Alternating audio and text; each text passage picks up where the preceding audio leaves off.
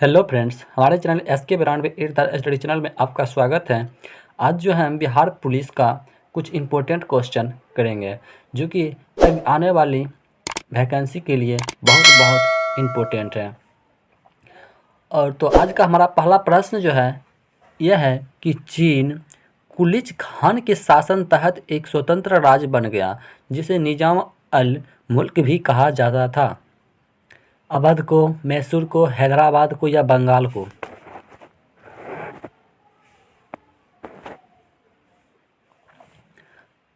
तो इसका सही आंसर जो हमारा ऑप्शन नंबर सी हो जाएगा, हैदराबाद को।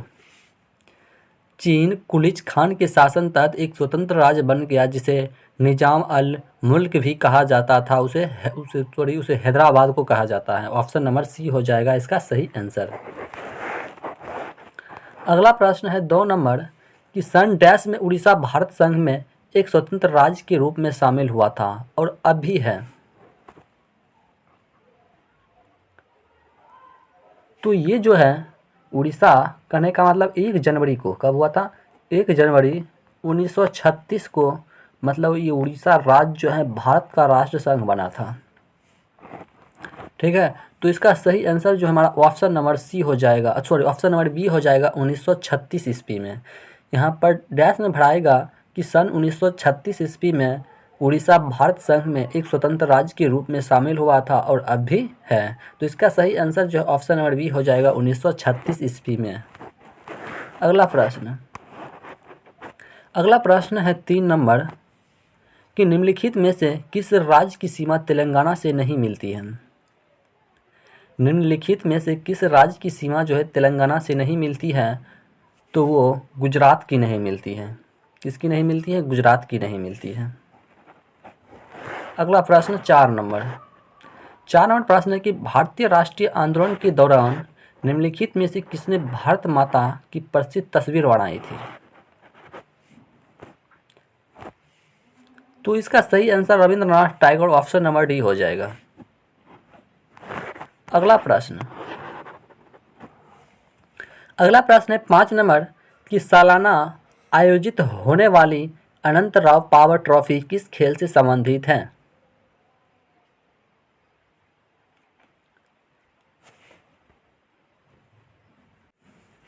सालाना आयोजित होने वाली अनंत राव पावर ट्रॉफी किस खेल से संबंधित है? तो इसका सही आंसर ऑप्शन नंबर बी हो जाएगा, नेट बॉल से संबंधित है। किससे संबंधित है? नेट बॉल से संबंधित है।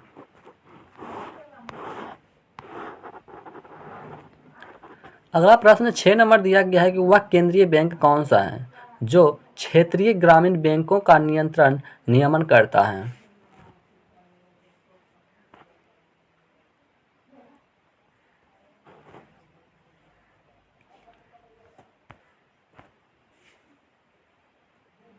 तो इसका सही आंसर ऑप्शन नंबर ए हो जाएगा, नाबार्ड बैंक। अगला प्रश्न है 7 नंबर निम्नलिखित में से कौन सी नदी अरब सागर में नहीं गिरती है? निम्नलिखित में से कौन सी नदी जो है अरब सागर में नहीं गिरती है? तो कावेरी नदी जो है अरब सागर में नहीं गिरती है, बल्कि साबरमती, तापी, नर्मदा नदी ये सभी गिरती है, लेकिन कावेरी नदी जो है नहीं गिरती है। अगला प्रश्न 8 नंबर है कि मणिपुर जो भारत का एक राज्य है देश के डैश हिस्सा में स्थित है?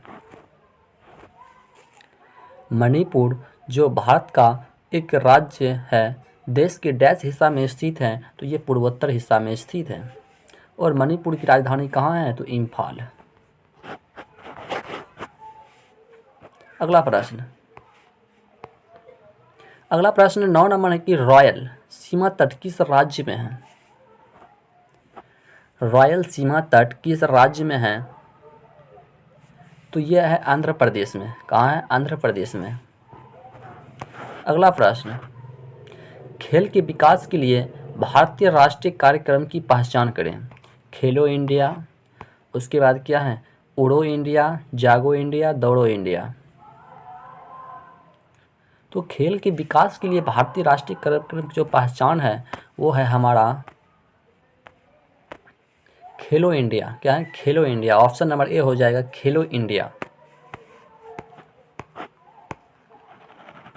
अगला प्रश्न 11 नंबर है कि उत्तर भारत में प्रचलित मंदिर वास्तुकला की शैली डैश है।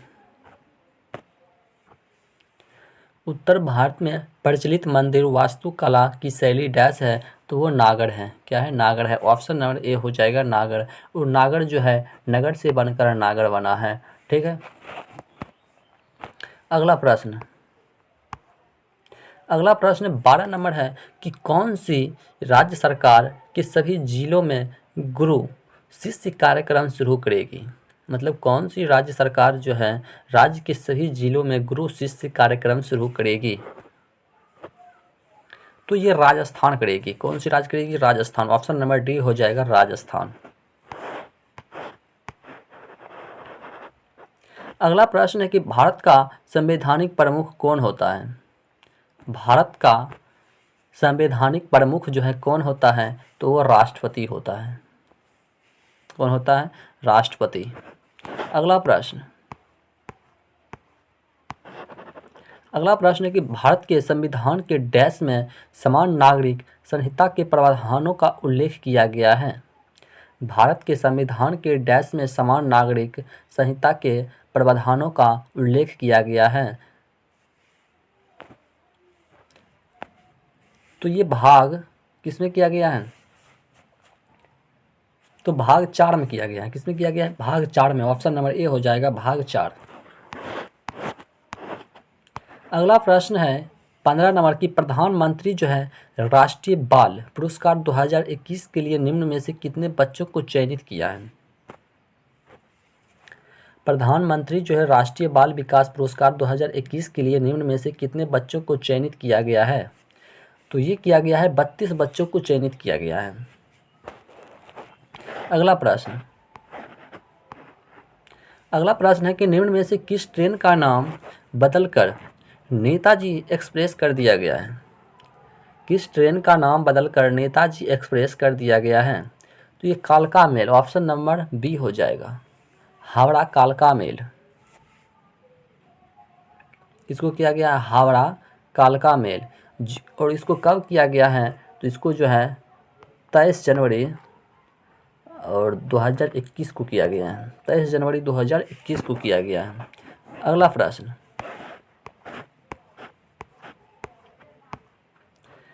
प्रश्न है कि गणतंत्र दिवस परेड में फाइटर प्लेन उड़ाने वाली पहली महिला फाइटर निम्न में से कौन बन गई है।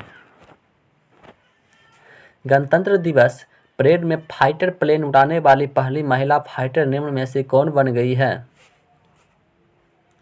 तो ये भावना कांत बन गई है, ऑप्शन नंबर बी हो जाएगा भावना कांत। कौन हो गई है, भावना कांत। अगला प्रश्न 18 नंबर है कि गुजरात सरकार ने किस नई नीति को लागू करने की घोषणा की है। गुजरात सरकार ने किस नई नीति को लागू करने की घोषणा की है। तो ये किया है नई पर्यटन नीति लागू करने की घोषणा की है, ऑप्शन नंबर डी हो जाएगा नई पर्यटन नीति।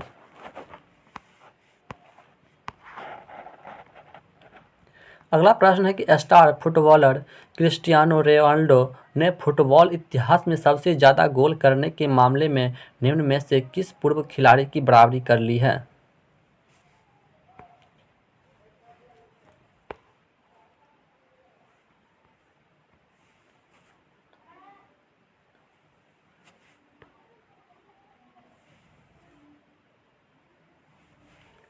तो इसका सही आंसर जो है जोसेफ बिकान की बराबरी कर ली है। किसकी बराबरी कर ली है, तो जोसेफ बिकान की बराबरी, ऑप्शन नंबर सी हो जाएगा इसका सही आंसर 19 का। अगला प्रश्न है 20 नंबर कि निम्न में से किसे दूसरी बार अमेरिकी सांसद प्रतिनिधि सभा का स्पीकर नियुक्त किया गया है।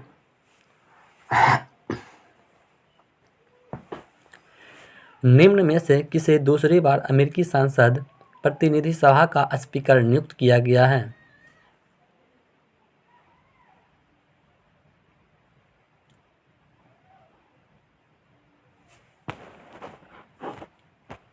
तो ये किया गया है नैन्सी पेलोसी को किया गया है। ऑप्शन नंबर सी हो जाएगा, नैन्सी पेलोसी।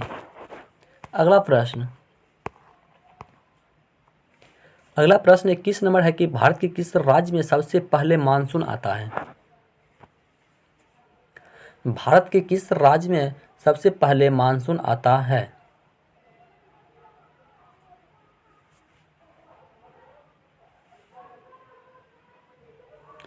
तो ये आता है केरल में आता है। कहाँ आता है? केरल में, जो कि अरब सागर पड़ती है। क्या पड़ती है? अरब सागर पड़ती है। और केरल की राजधानी पूछे तो तिरुवनंतपुरम है। क्या है? त्रिवंतपुरम। क्या हो जाएगा? त्रिवंतपुरम। इसका सही आंसर जो है ऑप्शन नंबर सी हो जाएगा, केरल। भारत के किस राज्य में सबसे पहले मानसून आता है? तो वो केरल में आता है और ये अरब सागर के किनारे पड़ता है और इसका राजधानी जो है त्रिवंतपुरम है। ठीक। अगला प्रश्न कि the immortals of Meluha, the secret of the Nagas और the oath of the Vayuputras, तीनों पुस्तकों का लेखक कौन है?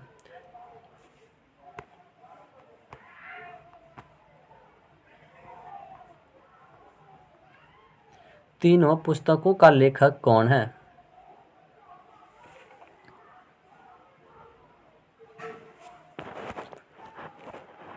तो तीनों पुस्तकों का लेखक जो है अमीश त्रिपाठी हैं। कौन है? अमीश त्रिपाठी। क्या हो जाएगा? अमीश त्रिपाठी। अगला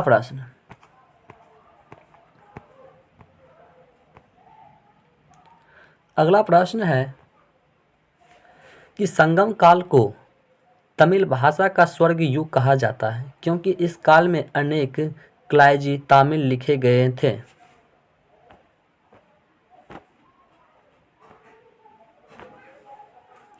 तो तमिल मतलब कविताएं लिखे गए थे। ऑप्शन नंबर सी हो जाएगा, कविताएं लिखे गए थे। अगला प्रश्न किदम्बी श्रीकांत किस खेल के लिए प्रसिद्ध है? किदम्बी श्रीकांत जो है किस खेल के लिए प्रसिद्ध है? तो किदम्बी श्रीकांत जो है ये बैडमिंटन के लिए प्रसिद्ध है। ऑप्शन नंबर बी हो जाएगा, बैडमिंटन।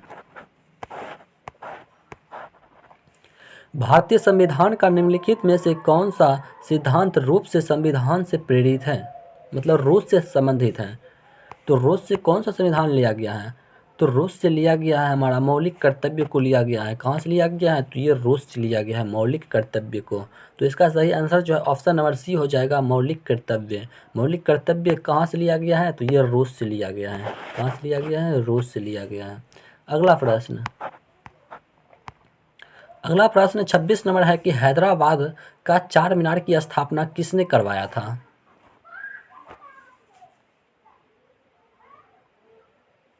हैदराबाद का चार मीनार की स्थापना जो है किसने करवाया था? तो कुली कुतुब शाह ने करवाया था। कौन करवाया था? कुली कुतुब शाह ने करवाया था। 1591 ईस्वी में कराया था। कब कराया था? 1591 ईस्वी में कुली कुतुब शाह ने करवाया था। हैदराबाद का चार मीनार की स्थापना जो किसने करवाया है? तो कुली कुतुब शाह ने करवाया है 1591 ईस्वी में। अगला प्रश्न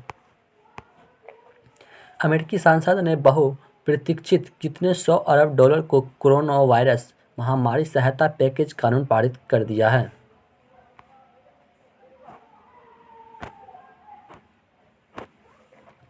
तो ये कर दिया है 900 अरब डॉलर कर दिया है। कितना कर दिया है? 900 अरब डॉलर। तो ऑप्शन नंबर ए हो जाएगा, 900 अरब डॉलर। अगला प्रश्न है कि उद्योग मंडल एसोचैम के नए अध्यक्ष के रूप में पदभार निम्न में से किसने संभाल लिया है?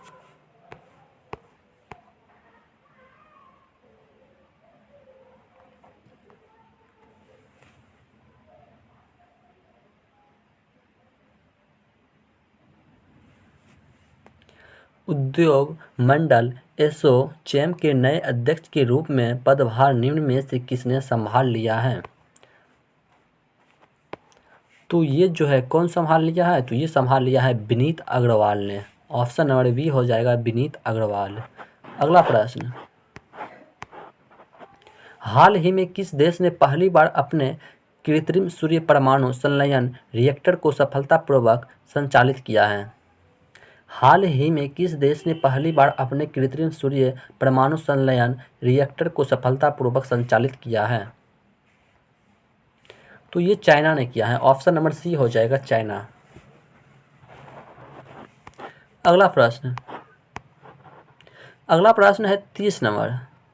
30 नंबर प्रश्न है कि राष्ट्रीय पुरस्कार से सम्मानित हाल ही में किस फिल्म निर्देशक और वरिष्ठ अभिनेता का दक्षिण कोलकाता में निधन हो गया है।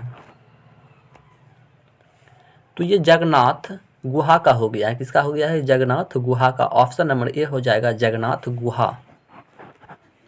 अगला प्रश्न, हाल ही में किस देश ने भारत के प्रधानमंत्री नरेंद्र मोदी को लीजन ऑफ मेरिट पुरस्कार से सम्मानित करने की घोषणा की है? हाल ही में किस देश ने भारत के प्रधानमंत्री नरेंद्र मोदी को लीजन ऑफ मेरिट पुरस्कार से सम्मानित करने की घोषणा की है? तो ये किया है अमेरिका ने किया है। किसने किया है? अमेरिका ने किया है। तो इसका सही आंसर जो है अमेरिका हो जाएगा। ऑप्शन नंबर ए हो जाएगा। क्या हो जाएगा? ऑप्शन नंबर ए हो जाएगा, अमेरिका ने किया है। अगला प्रश्न है कि राष्ट्रीय गणित दिवस निम्न में से किस दिन मनाया जाता है? राष्ट्रीय गणित दिवस जो है निम्न में से किस दिन मनाया जाता है?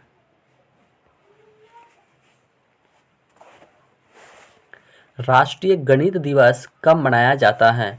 तो ये जो है 22 दिसंबर को मनाया जाता है। और 10 जनवरी को जो है विश्व हिंदी दिवस मनाया जाता है। विश्व हिंदी दिवस मनाया जाता है 10 जनवरी को। अगला प्रश्न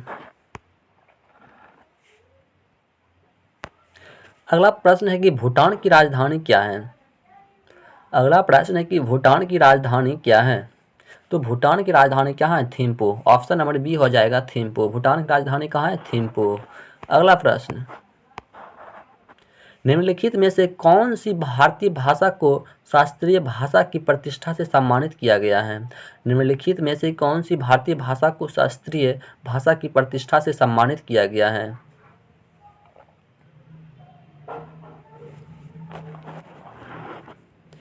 तो ये किया गया है तेलुगु भाषा को किया गया है। किसको किया गया है? तेलुगु भाषा का। ऑप्शन नंबर बी हो जाएगा तेलुगु भाषा।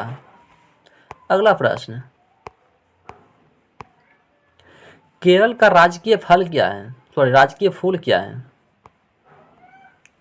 केरल का राजकीय फूल क्या है?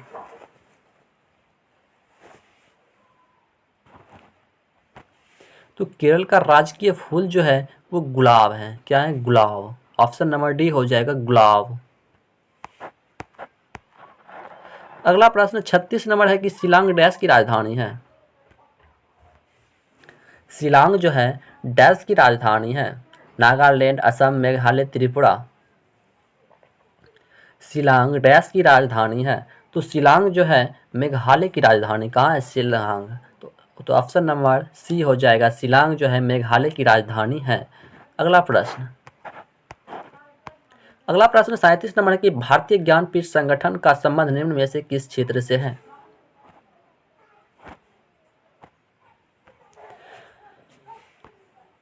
भारतीय ज्ञानपीठ संगठन का संबंध निम्न में से किस क्षेत्र से है? तो साहित्य के क्षेत्र से है। किससे है? साहित्य के क्षेत्र से। ऑप्शन नंबर बी हो जाएगा, साहित्य के क्षेत्र से। अगला प्रश्न है आजादी के बाद से लेकर अब तक भारत में इनमें से कौन सा सबसे बड़ा कर सुधार हुआ है? आजादी के बाद से लेकर अब तक भारत में इनमें से कौन सा सबसे बड़ा कर सुधार हुआ है? तो ये हुआ है हमारा वस्तु एवं सेवा कर हुआ है। कौन हुआ है? वस्तु एवं सेवा कर। ऑप्शन नंबर सी हो जाएगा वस्तु एवं सेवा कर। अगला प्रश्न, डैश शताब्दी से भारत में आधुनिक काल की शुरुआत मानी जाती है? डैश शताब्दी से भारत में आधुनिक काल की शुरुआत मानी जाती है?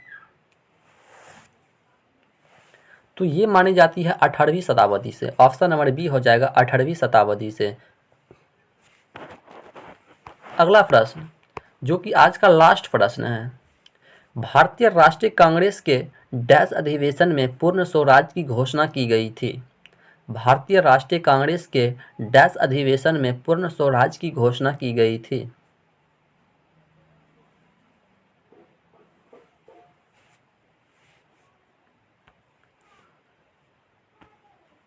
तो ये लाहौर के लिए किया गया था। भारतीय राष्ट्रीय कांग्रेस के लाहौर अधिवेशन में पूर्ण स्वराज की घोषणा की गई थी। ऑप्शन नंबर बी हो जाएगा। तो अभी तक आपने हमारे वीडियो चैनल को लाइक एंड सब्सक्राइब नहीं किए हैं तो ज़रूर कर लें, ताकि कोई भी वीडियो आप तक सबसे पहले पहुंच सके। और यदि आप इसका PDF डाउनलोड करना चाहते हैं तो हमारे डिस्क्रिप्शन में टेलीग्राम का लिंक दिया गया है, उससे ज़रूर जुड़ जाए। मिलते हैं अगले वीडियो में, तब तक के लिए जय हिंद जय भारत।